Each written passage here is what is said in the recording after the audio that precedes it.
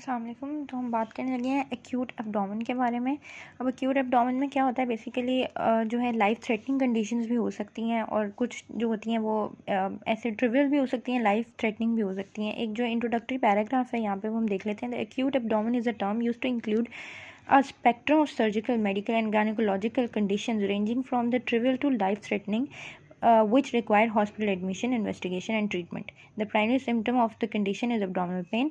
ठीक है, हर किस्म की acute abdominal condition में abdominal pain जो है वो main symptom है. For the purposes of multi-center studies looking acute abdominal pain, the definition is taken as abdominal pain of less than 1 week's duration requiring admission to hospital which has not been previously investigated or treated. ठीक है, less than for a period of less than 1 week आपको अगर abdominal pain हो रहा है और आपको उसके लिए हॉस्पिटल एडमिशन की ज़रूरत पड़ गई है और जिसको और जिस रीज़न की वजह से वो हो रहा है वो रीज़न पहले कभी आपकी लाइफ में इन्वेस्टिगेट नहीं किया गया, ना ही उसको ट्रीट किया गया। ठीक है, acute abdominal pain following trauma is usually considered separately. ठीक है, अगर किसी एक्सीडेंट की वजह से या किसी ट्रॉमा की वजह से आपको अक्यूट एब्डोमिनल पेन हुआ है तो वो इस कैटेगरी में नहीं आएगा, उसको हम डिफरेंटली देखते हैं। ठीक है, the acute abdomen is very common clinical entity.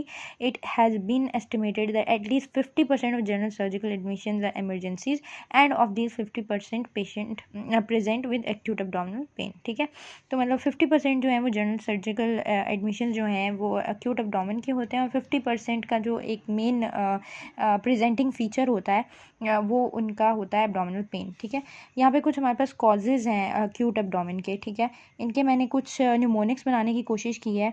I hope कि उससे थोड़ा मेमोराइज़ करना इजी हो जाएगा इनको, क्योंकि ये सारे जो हैं जहन से निकल जाते हैं और पूरी लिस्ट याद नहीं रहती। ठीक है, अच्छा, इन्फ्लेमेशन इन्फेक्शन के वैसे तो याद करना इजी है कि एक्यूट अपेंडिसाइटिस होता है, इसमें कोलेसिस्टाइटिस होता है और एक्यूट पैनक्रेटाइटिस होता है। ठीक है, हमें आता है मैकल्स डाइवर्टिकुलाइटिस। इसमें जो है ना ये दिमाग से हो सकता है निकल जाए, तो इसके लिए मैंने ये न्यूमोनिक बनाया था McDonald's delicious chicken you try. हमें पता है मैकडोनल्ड्स का ज़्यादातर जो फूड होता है वो चिकन बेस्ड ही होता है, तो डिलीशियस चिकन यू ट्राई। ठीक है, तो delicious is for acute diverticulitis, chicken is for acute cholangitis, and you try for UTI, which is urinary tract infection. ठीक है, अच्छा, ऑब्स्ट्रक्शन के लिए यहाँ पे मैंने लिखा है IUBA। अब IU का हमें पता है कि पाकिस्तान में बड़ी गवर्नमेंट जो यूनिवर्सिटी है इस्लामिया यूनिवर्सिटी, ठीक है, उसका सबको पता है। तो इस्लामिया यूनिवर्सिटी और आगे BA जो है वो डिग्री का नाम है, जो बैचलर्स ऑफ आर्ट होता है, तो इस्लामिया यूनिवर्सिटी BA। ठीक है, तो इसमें क्या हो जाएगा, intestinal obstruction, biliary colic, ureteric colic और एक्यूट रिटेंशन ऑफ यूरिन। ठीक है, तो इसमें ये चारों जो हैं ये हमें ईजिली याद हो जाएंगे होपफुली। IUBA से हमें ऑब्स्ट्रक्शन के आप कोई पॉइंट नहीं भूलेंगे।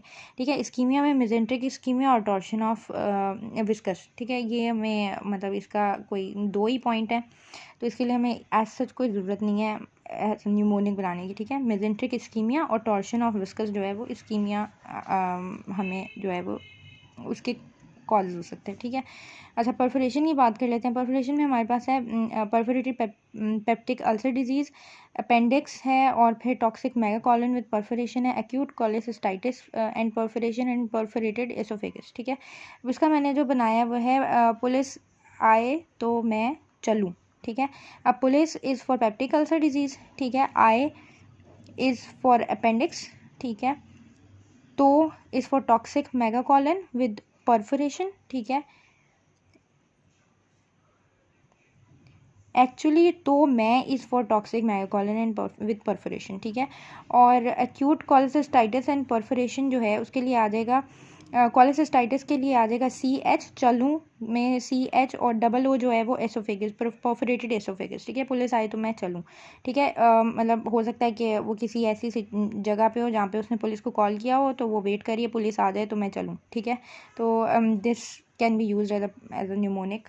ठीक है, अच्छा जी, ये हमारे पास से अब सर्जिकल कॉजेज़ एक्चुअली 2 और भी हैं जो मैंने न्यूमोनिक में मिस कर दिए हैं, वो हैं परफोरेटेड ब्लैडर और रप्चर्ड एब्डोमिनल एयोर्टिक एनोरिज्म। ठीक है, अच्छा, परफोरेटेड ब्लैडर और रप्चर्ड एयोर्टिक एब्डोमिनल एयोर्टिक एन्योरिज्म। ठीक है, अच्छा, मेडिकल वाले में कौन कौन से आते हैं, हमारे पास आता है कार्डियोवास्कुलर। कार्डियोवास्कुलर में 2 ही हैं, मायोकार्डियल इन्फार्क्शन और इस्कीमिया, इसमें ये हमें याद रह जाते हैं वैसे भी। ठीक है, अच्छा, गैस्ट्रोइंटेस्टिनल में क्या क्या मेडिकल कॉजेज़ हो सकते हैं, इसका मैंने जो न्यूमोनिक बनाया है वो है GG मैं ही होंगी पास। ठीक है, तो GG is for gastritis and gastroenteritis, मैं ही is for mesenteric adenitis and hepatitis, होंगी is for hepatic abscess and pass is for primary peritonitis. ठीक है, मेटाबॉलिक में हमारे पास मैंने लिखा है कि dear papa uric acid high. ठीक है, तो हमें पता है अक्सर हमारे पेरेंट्स का जो है वो यूरिक एसिड लेवल बढ़ जाता है, पेरेंट्स का या बड़ों का बढ़ जाता है, तो मैंने इसका न्यूमोनिक बनाया dear papa uric acid high, that is diabetes mellitus for stands for dear, papa is for porphyria. ठीक है, and uraemia is for uric acid and high is for हाइपर कैल्सीमिया। ठीक है, अच्छा अब गायनोकोलॉजिकल प्रॉब्लम्स आ जाते हैं हमारे पास।